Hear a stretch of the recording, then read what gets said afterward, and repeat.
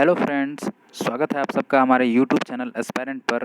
तो फ्रेंड्स, हम लोग टेस्ट पेपर 7 कर रहे थे जो इकोनॉमी का है। उसमें हम लोगों ने क्वेश्चन नंबर 20 तक डिस्कस कर लिया था। इस वीडियो में हम लोग क्वेश्चन नंबर 21 से आगे देखेंगे। तो आइए देखते हैं पहला क्वेश्चन नंबर 21। तो फ्रेंड्स, क्वेश्चन नंबर 21 है, consider the following statements regarding viability gap funding. तो फ्रेंड्स, वायबिलिटी गैप फंडिंग के बारे में आपको 2 स्टेटमेंट दिए गए हैं, आपसे करेक्ट स्टेटमेंट पूछा गया है। ठीक है, तो सबसे पहले तो ये समझिए कि वायबिलिटी गैप फंडिंग होता है क्या है। तो फ्रेंड्स, वायबिलिटी गैप फंडिंग वो होता है जो इकोनॉमिकली तो जस्टिफाइड होता है, लेकिन फाइनेंशियल वायबिलिटी में कमी देखी जाती है अक्सर, उसको हम लोग वायबिलिटी गैप फंडिंग बोलते हैं।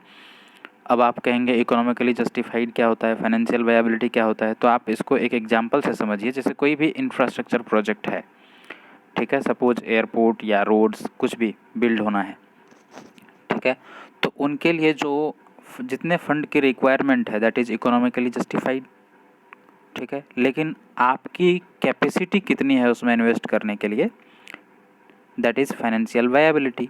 और उस कैपेसिटी में जहाँ पर कमी देखी जाती है, जैसे मान के लिए कोई भी इंफ्रास्ट्रक्चर प्रोजेक्ट है, उसमें 100 करोड़ रुपए चाहिए उसको बिल्ड करने के लिए, लेकिन आपकी कैपेसिटी सिर्फ 80 करोड़ की है, ठीक, that 20 crore is the viability gap. वो जो 20 करोड़ का गैप है उसी को बोलते हैं वायबिलिटी गैप फंडिंग, जो कहीं और से फंड किया जाता है। यानी कि स्टेट अगर किसी कंपनी को इसके ठेकेदारी दी है उस प्रोजेक्ट को कंप्लीट करने के लिए, और कंपनी के पास जो है कैपेसिटी उतने की ही है, तो जो गैप होता है वो गवर्नमेंट बोलती है कि ठीक है, आप काम करो, मैं आपको बाद में पे ऑफ कर दूंगा। तो एक ये इसका इसी को बोलते हैं वायबिलिटी गैप फंडिंग, जो इकोनॉमिकली तो जस्टिफाइड है लेकिन फाइनेंशियल वायबिलिटी की हमेशा कमी होती है उसमें, इसलिए इसको बोलते हैं वायबिलिटी गैप फंडिंग। और ये गैप मैक्सिमम 20% ही हो सकता है। मैंने आपको एग्जाम्पल में भी 80 और 100 का एग्जाम्पल दिया था, ताकि 20% आप ध्यान रखें, 20% मैक्सिमम गैप है। ठीक है, तो आप देखते हैं पहला स्टेटमेंट है, it is a financial grant to support infrastructure project that are economically justified but fall short of financial viability. तो ये बिल्कुल सही स्टेटमेंट हो गया आपका वायबिलिटी गैप फंडिंग के बारे में। तो पहला स्टेटमेंट आपका करेक्ट हो गया। सेकंड है, funding is subject to a maximum of 50% of the total cost. तो फ्रेंड्स, अभी आपको मैंने बताया कि ये 20% होता है, 50% नहीं होता है, 20%। तो इसलिए सेकंड स्टेटमेंट आपका इनकरेक्ट हो जाता है और आपका आंसर बन जाएगा वन ओनली ऑप्शन ए। उसके बाद नेक्स्ट क्वेश्चन देखते हैं। नेक्स्ट क्वेश्चन है क्वेश्चन नंबर 22। तो फ्रेंड्स, क्वेश्चन नंबर 22 है, it is a countries first 700 megawatt unit and the biggest indigenously developed variant of the pressurized heavy water reactor. It is located in the state of Gujarat. Recently, this unit of atomic power project achieved its first criticality.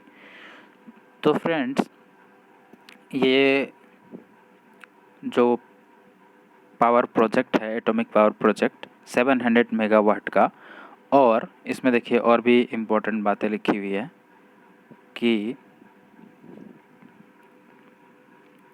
700 megawatt, ठीक है, unit, this is the biggest indigenously developed variant of the pressurised heavy water reactor. इस बात को आप ध्यान रखिए। उसके बाद आपको जो इस क्वेश्चन में जिस स्टेटमेंट की मदद से इसका आंसर आप फाइंड कर सकते थे, वो ये देखिए कि ये कह रहा है it is located in the state of Gujarat. तो फ्रेंड्स, बाकी ऑप्शन में आप देखिए, अगर आपको ये भी पता हो कि ये सब किन किन स्टेट में लोकेटेड है, तब भी आप इसका आंसर सही निकाल पाते। जैसे पहला है नरोरा। तो friends, Narora atomic power plant जो है ये आपके यूपी में है, ये गुजरात में नहीं है। तो ऐसे आंसर ये तो कट जाएगा। आपका जो पूछा गया है, वो जिस पावर प्रोजेक्ट के बारे में पूछा गया है वो गुजरात में लोकेटेड है, तो पहला तो आपका आंसर नहीं होगा। दूसरा है तारापुर। तो फ्रेंड्स, तारापुर जो है ये महाराष्ट्र में है, तो ये भी आपका आंसर नहीं होगा। तीसरा है काकरापारा एटॉमिक पावर प्लांट। तो फ्रेंड्स, यही गुजरात में है और यही इस कंट्री का पहला 700 मेगावाट पावर प्लांट है, यूनिट का पावर प्लांट है that is biggest indigenously developed, जो कि इंडिजिनसली डेवलप्ड है, ठीक है। और कौन सा वेरिएंट है? प्रेशराइज्ड हेवी वाटर रिएक्टर, ठीक है फ्रेंड्स। तो आपका आंसर हो जाएगा option C, Kakrapar power atomic power plant, जो कि गुजरात में है। और कायगा जान लीजिए, ये भी कर्नाटक में है। कायगा जो है आपका, ये कर्नाटक में है। कर्नाटक को के ए से डिनोट करते हैं, ठीक है फ्रेंड्स। अब आइए क्वेश्चन नंबर 23 देखते हैं। तो क्वेश्चन नंबर 23 है, consider the following statements regarding India Brand Equity Foundation IBEF। तो friends, India Brand Equity Foundation जो है, ये 1996 में इंट्रोड्यूस किया गया था by the Department of Commerce under Ministry of Commerce and Industry. इसका मेन एम था to create a brand India, यानी इंडिया को एक ब्रांड बनाना है, ठीक है। यानी विदेशी मार्केट्स में, यानी कि कोई भी ओवरसीज मार्केट्स में India, made in India level के बारे में अवेयरनेस फैलाना इसका मेन एम था। चलिए अब देखते हैं स्टेटमेंट। पहला स्टेटमेंट है, it is an investment promotion agency to create awareness about the Made in India level in overseas market. तो फ्रेंड्स, ये स्टेटमेंट आपका करेक्ट हो गया। उसके बाद सेकंड है IBEF, ठीक है, यानी कि India Brand Equity foundation is fully funded, owned and controlled by the union government. तो फ्रेंड्स, ये भी स्टेटमेंट बिल्कुल करेक्ट है। जो IBEF है, ठीक है, ministry of Commerce and industry के अंदर, that is fully funded by union government. तो आपका दोनों ही स्टेटमेंट करेक्ट हो जाता है। आंसर बन जाएगा ऑप्शन सी, बोथ 1 और 2। उसके बाद नेक्स्ट क्वेश्चन आइए देखते हैं। नेक्स्ट क्वेश्चन है क्वेश्चन नंबर 24। तो फ्रेंड्स, क्वेश्चन नंबर 24 है, with reference to the horticulture sector in India consider the following statements. तो आपको हॉर्टिकल्चर सेक्टर के बारे में 2 स्टेटमेंट दिया गया है, आपसे करेक्ट स्टेटमेंट पूछ लिया है। पहला देखिए, पहला है, India is the largest producer of fruits and vegetables in the world. तो फ्रेंड्स, कुछ ऐसे फ्रूट्स हैं जिसमें इंडिया सबसे ज़्यादा प्रोड्यूस करता है, लेकिन ओवरऑल अगर आप कहेंगे India is the largest producer of fruits, तो ये गलत होगा, क्योंकि ओवरऑल जो है वो चाइना है friends. Overall China is the largest producer of fruits and vegetables in the world. और सबसे ख़ास बात है कि फिर भी खाते नहीं हैं, उनको केकड़े खाने में ही मज़ा आता है। चलिए 2 स्टेटमेंट्स देखते हैं। स्टेटमेंट 2 है, horticulture crops are not covered under the minimum support price scheme. तो फ्रेंड्स, ये स्टेटमेंट भी बिल्कुल करेक्ट है। जो हॉर्टिकल्चर क्रॉप्स होते हैं, क्योंकि उसमें कई सारे ऐसे आइटम्स होते हैं जो पेरिशेबल होते हैं, यानी वो 2-4 दिन से ज़्यादा आप नहीं रख पाएंगे, सड़ जाएगा। तो उस केस में क्या है कि स्टेट को इंटरवीन करना पड़ता है ताकि उस किसानों का रक्षा कर सके जो इनको प्रोड्यूस करता है। तो इसलिए ये MSP के अंदर नहीं रखा जाता है, इसको एक अलग स्कीम का नाम दिया गया है, मार्केट इंटरवेंशन स्कीम।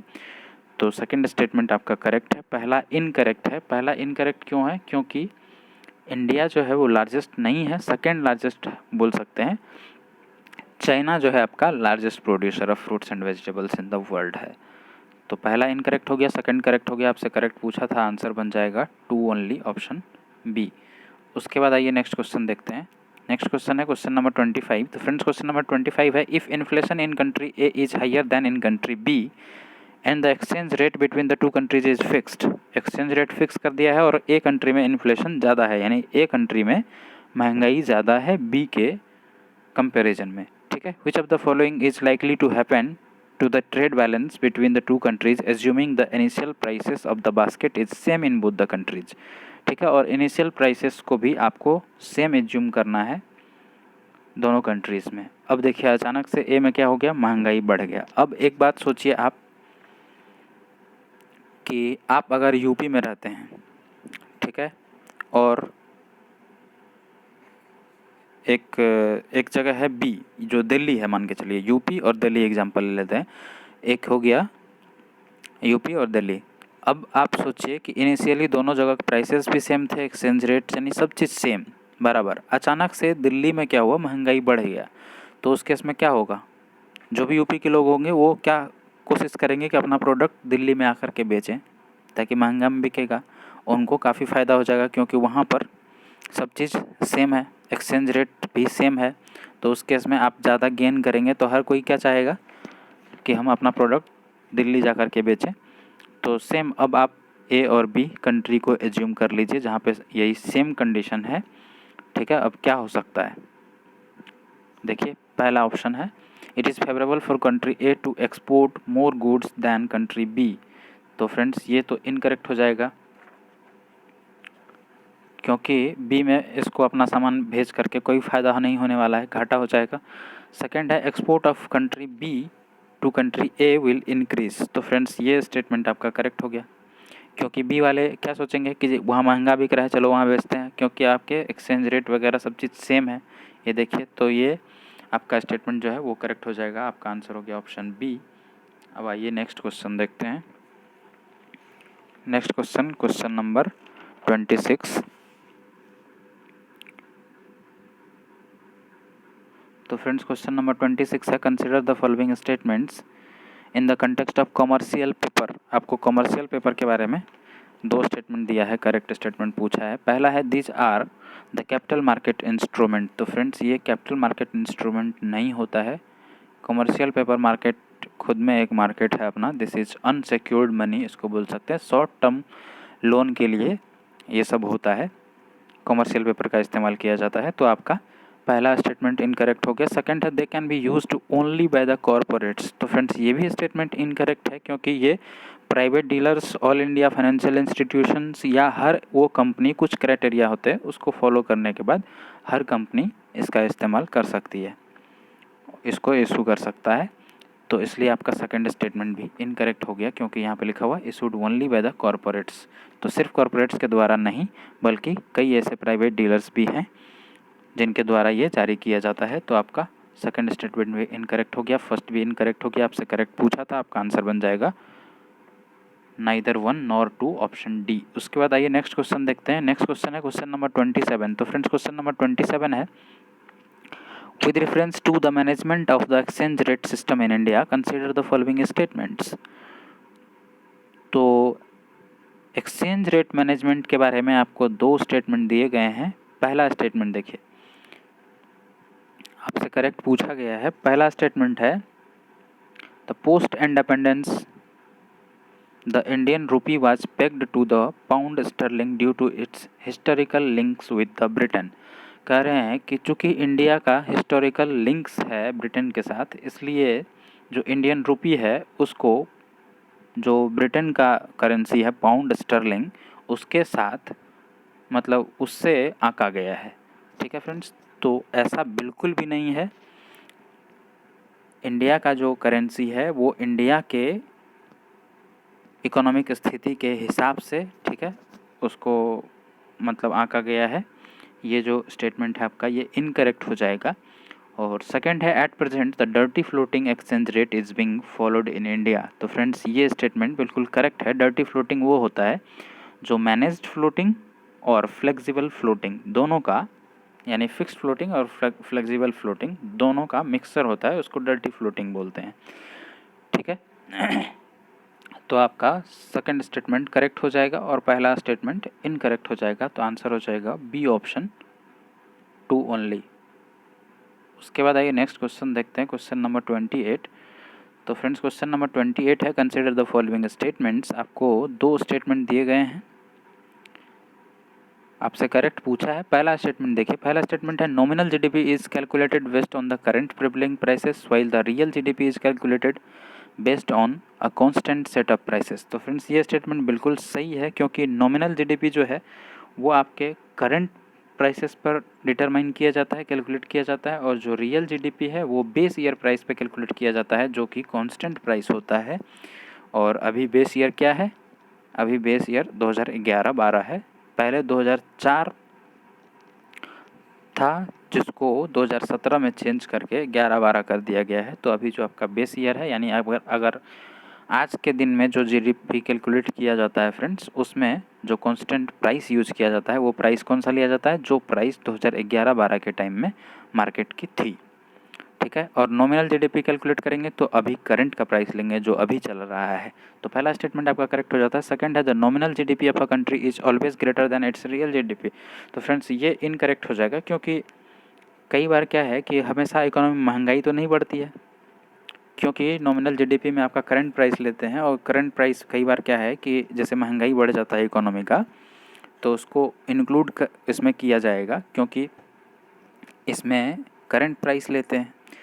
और रियल जीडीपी में क्या है कि आप कांस्टेंट प्राइस लेते हैं, जो 2011-12 का प्राइस है उससे आप रियल जीडीपी कैलकुलेट करते हैं। तो ज़रूरी थोड़ी है कि इकोनॉमी में हर समय इन्फ्लेशन ही रहेगा, कभी कभी डिफ्लेशन भी तो होता है ना। जब दाम कम हो जाएगा, जब प्राइसेस कम हो जाएंगी मार्केट में, तो क्या हो जाएगा, उस केस में नॉमिनल जीडीपी का वैल्यू कम आएगा। तो इसलिए ये स्टेटमेंट जो है ये काफ़ी एक्सट्रीम स्टेटमेंट है एक तरह से, कि nominal GDP of a country is always greater than it's real GDP. तो हमेशा ऐसा नहीं होता है। सेकंड स्टेटमेंट आपका इनकरेक्ट हो जाएगा।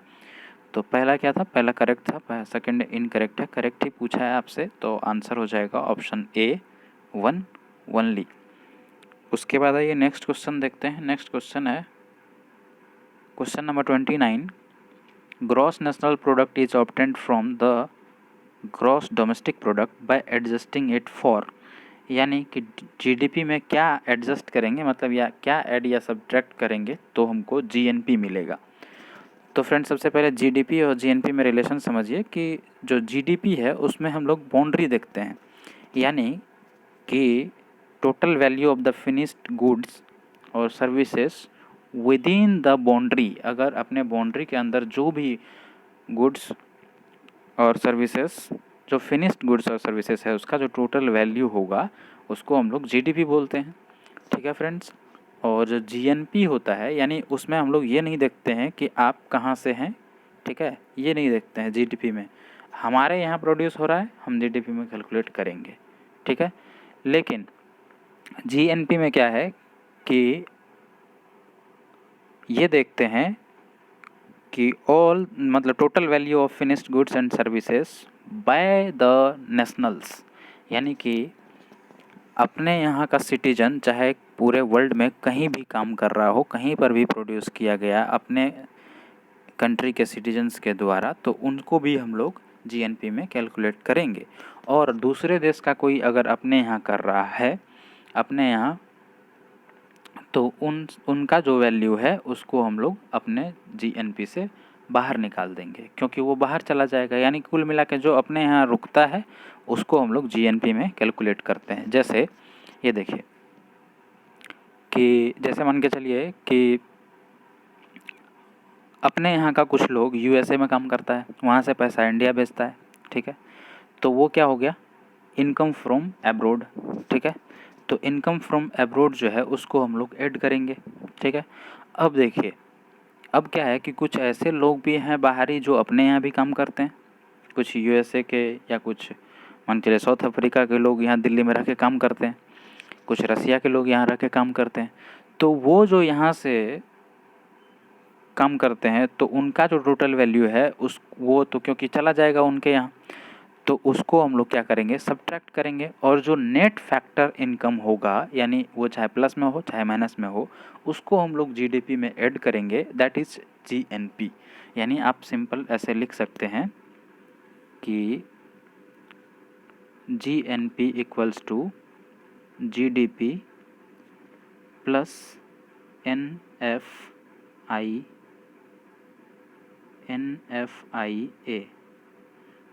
NFIA क्या है, तो NFIA है net factor income from abroad, ठीक है फ्रेंड्स। तो अब देख लीजिए आपका आंसर क्या बन जाएगा।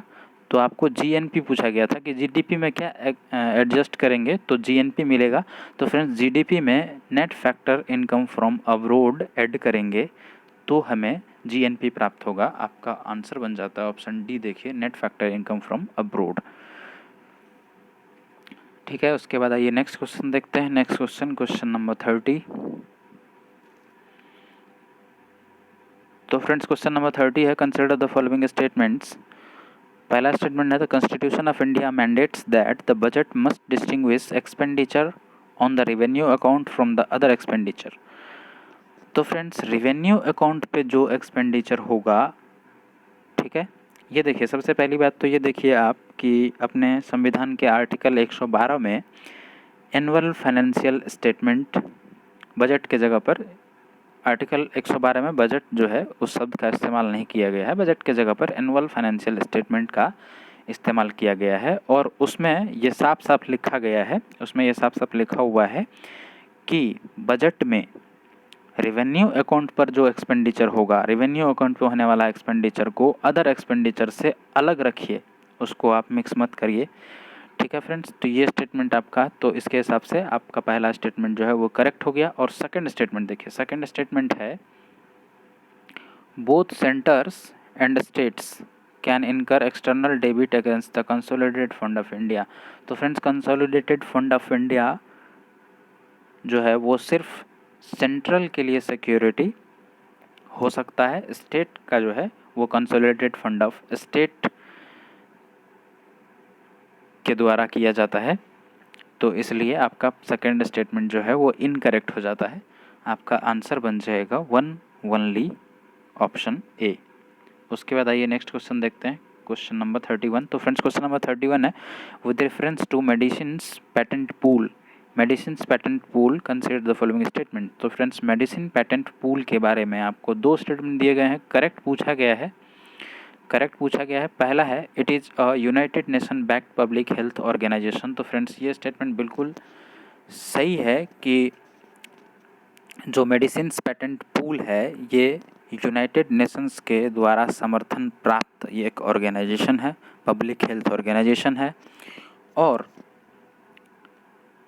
इसका काम ये है कि जितने भी लाइफ सेविंग मेडिसिन्स हैं उनका डेवलपमेंट को इंक्रीज करना, एनहेंस करना, ठीक है, ताकि उसका फ़ायदा जो है लो और मिडिल इनकम कंट्रीज जितने भी हैं वर्ल्ड में उनको मिल सके।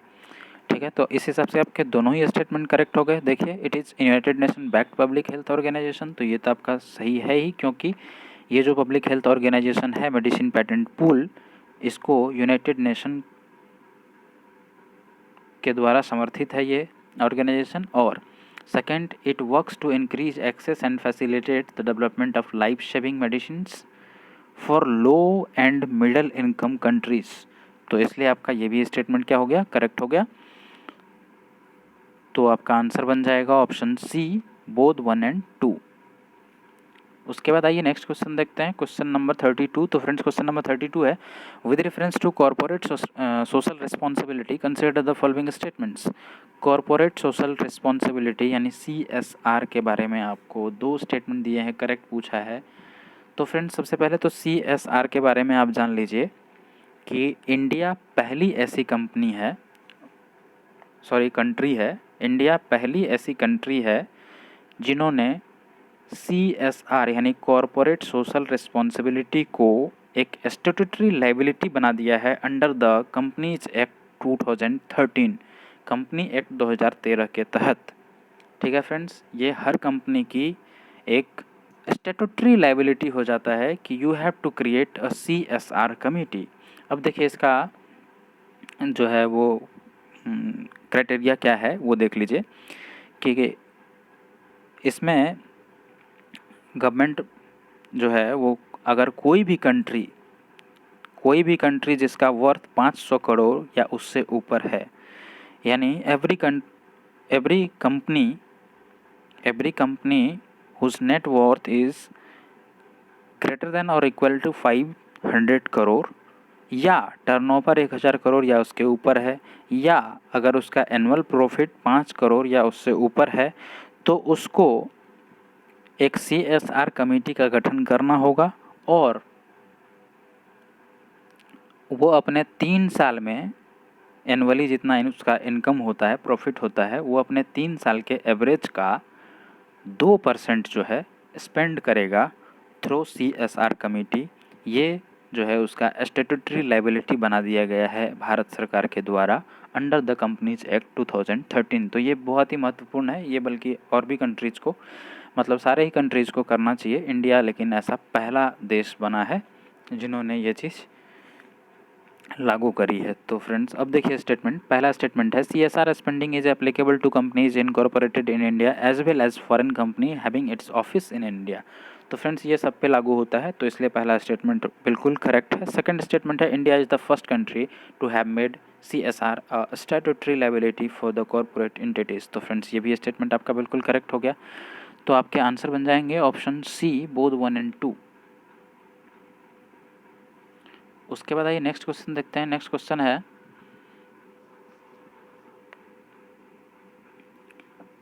Question number 33। तो फ्रेंड्स क्वेश्चन नंबर 33 है, with reference to e national agricultural market consider the following statements. तो फ्रेंड्स इनाम इस पोर्टल के बारे में आपसे पूछा गया है दो स्टेटमेंट्स। ई नेशनल यानी इलेक्ट्रॉनिक नेशनल एग्रीकल्चरल मार्केट। तो फ्रेंड्स ये एक ट्रेडिंग पोर्टल है जो पूरे इंडिया का यानी पूरे कंट्री का एक नेटवर्क बनाएगा। जितने भी मार्केट्स हैं इंडिया में, जितने भी मंडीज़ हैं, उन सारे एग्रीकल्चरल प्रोड्यूस मार्केट कमेटी यानी एपीएमसीज को इंटीग्रेट करेगा यानी एक साथ जोड़ेगा उस पोर्टल पे। इससे क्या होगा कि जितना भी एग्रीकल्चरल प्रोड्यूस है उसको खरीदने और बेचने में आसानी होगी। ठीक है, सबसे पहली बात तो एक ही पोर्टल होगा, यानी कि किसान को या फिर ख़रीदार को, उस एग्रीकल्चरल प्रोड्यूस के विक्रेता और ख़रीदार दोनों को जो है एक सिंगल प्लेटफॉर्म प्रोवाइड किया जा रहा है, जहां पर आपको फ़ीस भी बार बार नहीं देनी है। जो मार्केट फ़ीस होता है वो भी नहीं देना है। आपका ट्रांसपोर्टेशन कॉस्ट का भी बचत होगा। यानी कि ये इन सब को ध्यान में रखते हुए एक इनाम पोर्टल क्रिएट किया गया है। तो देखिए पहला स्टेटमेंट है, it is a pan India electronic trading portal to integrate the existing agricultural produce market committees mandis. तो ये स्टेटमेंट आपका करेक्ट हो जाता है। इनका काम ही है पूरे इंडिया के जितने भी मार्केट्स हैं, जितने भी एपीएमसीज हैं, जितने भी मंडीज हैं, उन सबको एक नेटवर्क के थ्रू जोड़ना। ठीक है, तो सेकंड स्टेटमेंट है, it is implemented as a central sector scheme through agri tech infrastructure fund. तो फ्रेंड्स ये भी स्टेटमेंट बिल्कुल करेक्ट है। ये क्योंकि इसमें आने वाला सारा खर्चा सेंट्रल गवर्नमेंट के द्वारा ही उठाया जाएगा, क्योंकि ये सेंट्रल सेक्टर स्कीम है और this is implemented through agri tech infrastructure fund. तो फ्रेंड्स ये स्टेटमेंट भी आपका करेक्ट हो गया, पहला भी करेक्ट हो गया। आंसर बन जाएगा ऑप्शन सी, बोथ 1 और 2 करेक्ट। उसके बाद आइए नेक्स्ट क्वेश्चन देखते हैं। नेक्स्ट क्वेश्चन है क्वेश्चन नंबर 34। तो फ्रेंड्स क्वेश्चन नंबर 34 है, मीसियस समटाइम्स सीन इन न्यूज़। तो फ्रेंड्स मीसियस क्या है? तो मीसियस एक कम्युनिकेशन सैटेलाइट है जो कि वर्ल्ड का पहला ऐसा सैटेलाइट है जो क्वांटम बेस्ड सैटेलाइट है। अब क्वांटम बेस्ड होने का क्या फ़ायदा है? तो फ्रेंड्स क्वांटम की डिस्ट्रीब्यूशन इसका सबसे मेन फीचर्स है, जिसके वजह से ये वर्ल्ड का पहला क्वांटम बेस्ड सैटेलाइट और इम्पोर्टेंट फीचर्स जो है वो बन गया है। ये चाइना के द्वारा लॉन्च किया गया था 2016 में। तो क्वांटम की डिस्ट्रीब्यूशन फीचर्स जो है उसमें जो कम्युनिकेशन है वो काफ़ी स्मूथ फंक्शनिंग हो, उसके लिए काफ़ी ज़रूरी है, क्योंकि उसमें अलग से की निर्धारित किया गया है फॉर इनक्रिप्टिंग और डिक्रिप्टिंग द मैसेजेस। तो ये इम्पोर्टेंस है क्वांटम की डिस्ट्रीब्यूशन का। आपका आंसर बन गया ऑप्शन बी। देखिए the world's first quantum enabled satellite. उसके बाद आइए नेक्स्ट क्वेश्चन, क्वेश्चन नंबर 35। तो फ्रेंड्स क्वेश्चन नंबर 35 है, casualisation of workforce refers to. तो सबसे पहले तो ये जानिए कैजुअल वर्क क्या होता है, तभी तो कैजुअलाइजेशन ऑफ वर्कफोर्स जानिएगा। तो कैजुअल वर्क वो होता है जो डेली, जिस वर्क में पेमेंट जो है वो डेली बेसिस पे होता है, उसको हम लोग कैजुअल वर्क बोलते हैं। यानी कि वो हर काम जिसमें पेमेंट जो है डेली बेसिस पर हो उसको हम लोग कैजुअल वर्क बोलते हैं। अब समझिए कैजुअलाइजेशन यानी कि जो भी जितने भी फॉर्मल वर्कर्स थे, ठीक है, जो एनुअली सैलरीड थे या फिर पैकेज थे, उनका पैकेज था मंथली और एनुअली जो भी है, ठीक है, वो सब अगर कैजुअल वर्क के तरफ आना शुरू करे तो उसको हम लोग क्या बोलेंगे? वर्कफोर्स जो है उनका कैजुअलाइजेशन हो रहा है। तो ये हो गया आपका कैजुअलाइजेशन ऑफ वर्कफोर्स। अब आप ऑप्शन पढ़िए। पहला ऑप्शन है the situation wherein there is a continuous shift of the workforce from informal to formal. तो ये तो फॉर्मलाइजेशन हो गया, इनफॉर्मल से फॉर्मल की तरफ आप जाएंगे तो दैट इज फॉर्मलाइजेशन। आपको कैजुअल की तरफ आना है, और कैजुअल का आपको मैंने बता दिया कैजुअल होता क्या है, डेली वेज। ठीक है, डेली हिसाब से पेमेंट होता है, डेली बेसिस पर पेमेंट होता है, उसको हम लोग कैजुअल वर्क बोलते हैं। बी ऑप्शन देखिए, the shift of labour from regular salaried employment to casual and contract positions. तो फ्रेंड्स ये स्टेटमेंट आपका करेक्ट हो गया, यही आपका कैजुअलाइजेशन ऑफ वर्क है। अगर रेगुलर सैलरीड यानी कि जो भी सैलरीड एम्प्लॉयमेंट है या सेल्फ एम्प्लॉयड पर्सन है कोई भी, वो अगर कॉन्ट्रैक्ट बेसिस में अपने आप को शिफ्ट कर देते हैं या फिर डेली वेज बेसिस में अगर अपने आप को शिफ्ट कर लेते हैं तो उसको हम लोग बोलेंगे कि कैजुअलाइजेशन ऑफ वर्कफोर्स हो गया। तो इसलिए आपका ऑप्शन बी जो है वो करेक्ट आंसर हो गया। उसके बाद आइए नेक्स्ट क्वेश्चन देखते हैं। नेक्स्ट क्वेश्चन ये कितना था, क्वेश्चन नंबर, ये था क्वेश्चन नंबर 35। अब हम लोग क्वेश्चन नंबर 36 देखेंगे। तो फ्रेंड्स क्वेश्चन नंबर 36 है, consider the following statements with reference to indirect and direct taxes in India. Indirect और डायरेक्ट टैक्सेस के बारे में आपको तीन स्टेटमेंट दिए गए हैं, आपसे करेक्ट स्टेटमेंट पूछा है। ये देखिए, पहला स्टेटमेंट है, in case of direct taxes the incidence and impact of the taxes are on the same person. तो फ्रेंड्स ये जो है डायरेक्ट टैक्सेस का एक फीचर्स है, तो ये आपका बिल्कुल सही स्टेटमेंट हो जाता है। In case of direct taxes the incidence and impact of the taxes are on the same person and whereas in case of indirect taxes the incidence and impacts of the taxes both fall on two different persons. तो ये difference है इन दोनों में। Indirect taxes में क्या होता है, जो इंसिडेंस और impact they fall on two different persons, whereas in case of direct taxes incidence and impact they fall on the same person. तो पहला स्टेटमेंट आपका करेक्ट हो गया। सेकंड है, indirect taxes are regressive in nature. तो friends ये भी statement आपका सही है। इनडायरेक्ट टैक्सेस, जो इनडायरेक्ट टैक्स है वो कहीं ना कहीं रिग्रेसिव नेचर को शो करता है। और रिग्रेसिव टैक्स या रिग्रेसिव नेचर टैक्स क्या होता है वो आपको इसी टेस्ट पेपर के प्रीवियस वीडियो यानी पहले पार्ट के डिस्कशन में मैंने काफ़ी डिटेल में चर्चा किया हुआ है। तो आप उसको समझिए, उस वीडियो को देखिए। उसमें अगर रिग्रेसिव टैक्स जो है उनको आप अच्छे तरीके से समझ जाएंगे तो आपको समझ में आ जाएगा कि इनडायरेक्ट टैक्सेस क्यों रिग्रेसिव नेचर का होता है। यानी सेकंड स्टेटमेंट भी आपका करेक्ट स्टेटमेंट है। और एग्जाम्पल है इसका जीएसटी।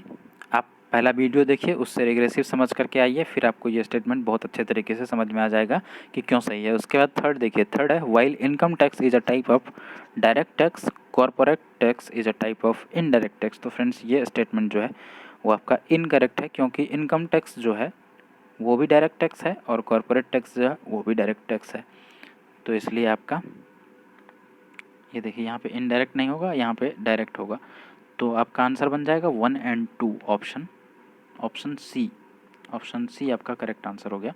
उसके बाद आइए नेक्स्ट क्वेश्चन देखते हैं, क्वेश्चन नंबर 37। तो फ्रेंड्स क्वेश्चन नंबर 37 है, consider the following statements in the context of derivatives. तो friends derivatives are the securities that derive their value from underlying assets और द बेंचमार्क्स। तो फर्स्ट स्टेटमेंट आपका बिल्कुल correct हो गया कि डेरिवेटिव जो है वही होता है, दैट इज डेरिवेटिव्स जो है वो एक सिक्योरिटी है एक तरह का, that derives its value from underlying assets और द बेंचमार्क्स। तो पहला स्टेटमेंट आपका करेक्ट हो गया। सेकंड है, derivatives in India are regulated both by Reserve Bank of India and Securities and Exchange Board of India. तो फ्रेंड्स ये भी स्टेटमेंट जो है बिल्कुल करेक्ट है कि डेरिवेटिव को जो रेगुलेट करता है वो आरबीआई और सेबी दोनों के द्वारा रेगुलेट किया जाता है। तो सेकंड स्टेटमेंट भी आपका करेक्ट हो गया, फर्स्ट भी करेक्ट हो गया। आपका आंसर बन जाएगा ऑप्शन सी, बोथ 1 और 2। उसके बाद आइए नेक्स्ट क्वेश्चन है क्वेश्चन नंबर 38। तो फ्रेंड्स क्वेश्चन नंबर 38 है, which of the following changes need to be made to the net national product at market prices in order to obtain net national product at factor cost. तो ये कह रहे हैं कि net national product at market price, यानी कि जो NNP है उसको मार्केट प्राइस पे ले रहे हैं, ठीक है। उसमें क्या चेंजेज हम करें ताकि हमें एनएनपी एट फैक्टर कॉस्ट मिल जाए। तो फ्रेंड्स सबसे पहले आप फैक्टर कॉस्ट और मार्केट प्राइस समझिए। जो फैक्टर कॉस्ट होता है, जो फैक्ट्री में कोई भी प्रोडक्ट जो है बन के तैयार हुआ है, ठीक है, और उस समय उसका जो प्राइस है उसको हम लोग बोलते हैं फैक्टर कॉस्ट। यानी कि टोटल उसमें प्रोडक्शन टैक्स वगैरह सब जोड़ करके जो कंपनी ने, मतलब जो मैन्युफैक्चरर है उसने जो रेट फिक्स किया अपने यहाँ का, यानी अभी वो फैक्ट्री गेट पर है, वहाँ से बाहर नहीं निकला है प्रोडक्ट, तो उस समय जो उसका प्राइस है दैट इज़ फैक्टर कॉस्ट। अब वो अगर मार्केट में आता है तो उस पर सबसे पहले, जैसे ही उस गेट से बाहर निकलेगी, सबसे पहले सरकार उस पर टैक्स लगाएगी, तो उस पर टैक्स लग जाएगा, ठीक है।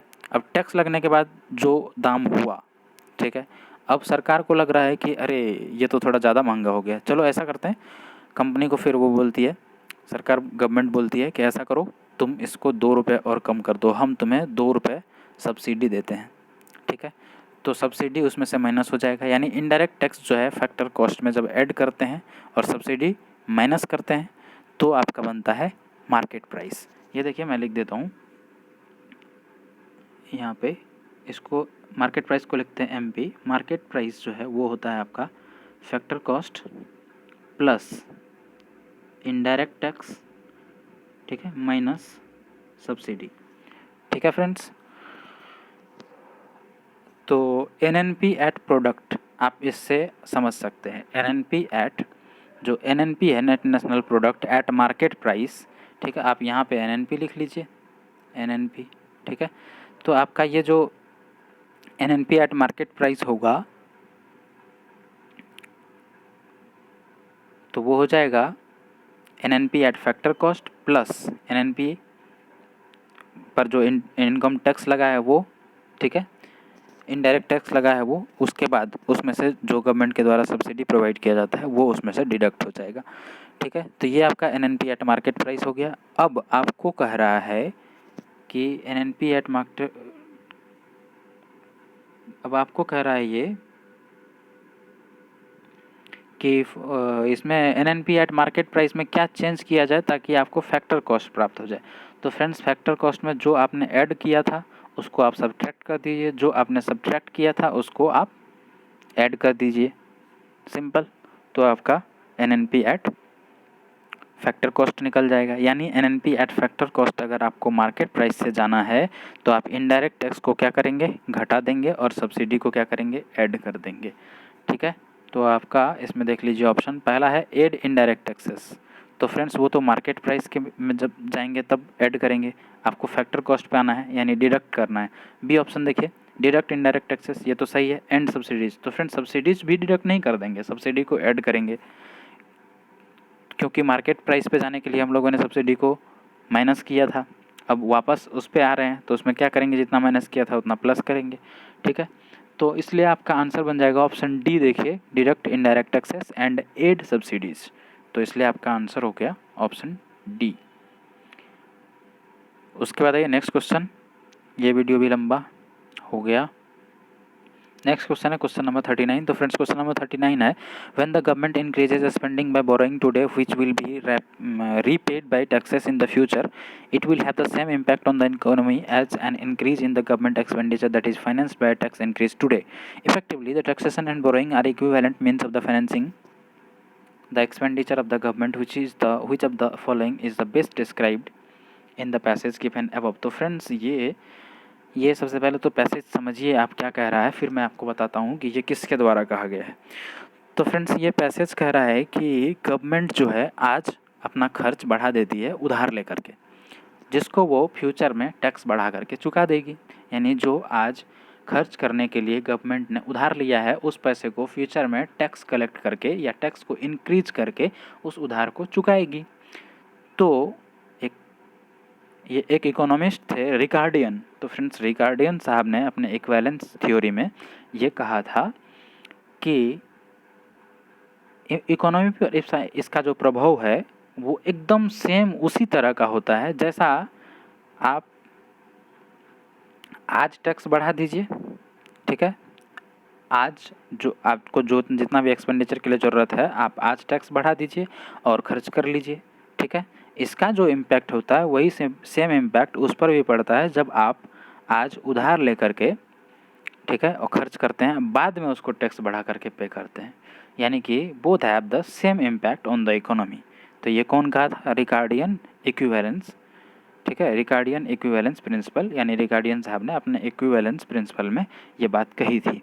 तो इसलिए ये जो पैसेज है वो आपका रिकार्डियन इक्विवेलेंस के बारे में कह रहा है।